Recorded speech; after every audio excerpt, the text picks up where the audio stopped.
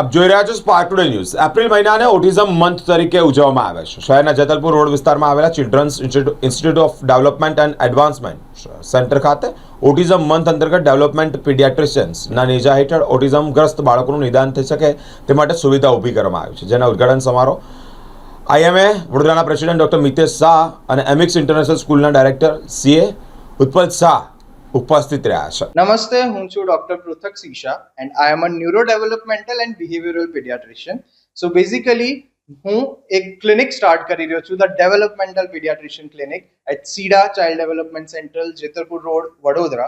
સો basically હું newborn થી લઈને 18 વર્ષ સુધીના બાળકોનો કોઈ બી એરિયામાં વિકાસમાં કંઈ તકલીફ હોય, બોલવા, ચાલવા, સમજવામાં, તો એનું અર્લી ડાયગ્નોસિસ, એનું અર્લી ઇન્ટરવેન્શનમાં મારો મહત્વપૂર્ણ રોલ રહે છે।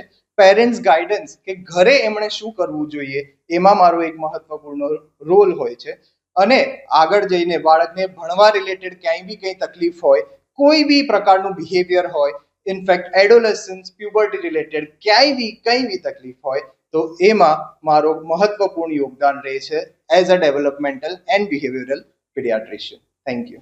જેતલપુર રોડ ઉપર અમારું આ સેન્ટર અમે 8 વર્ષથી ચલાવીએ છીએ, જેનું નામ છે CIDA Children Institute for Development and Advancement, જેમાં બધી જ થેરાપી જે ન્યુરો ડેવલપમેન્ટલ કન્સર્ન્સ માટે 1-on-1 રેશિયોમાં અમે આપીએ છીએ।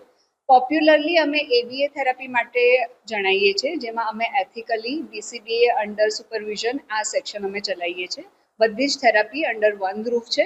અને હવે ન્યૂ એડિશન તરીકે અમે ડેવલપમેન્ટલ પીડિયાટ્રિશિયન ડૉક્ટર પૃથક શાહની ઓપીડી ફૂલ ટાઈમ અહીંયા સ્ટાર્ટ કરીએ છીએ। અને parents guidance room, parents guidance library, જે અમે પેરેન્ટનું મેન્ટલ હેલ્થનું વિચાર કરીને એમના માટે પણ લીઝર ટાઈમ અને ઇન્ફોર્મેટિવ એક્ટિવિટીઝ માટે અમે સ્ટાર્ટ કરીએ છીએ।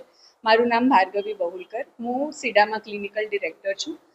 કમ્પ્લીટ 7 થી 8 સેન્ટર્સ અમે ગુજરાત અને ઇન્ડિયામાં ચલાવીએ છીએ અને 8 વર્ષથી અમારું આ સેન્ટર અહીંયા સક્સેસફુલી અમે રન કરીએ છીએ।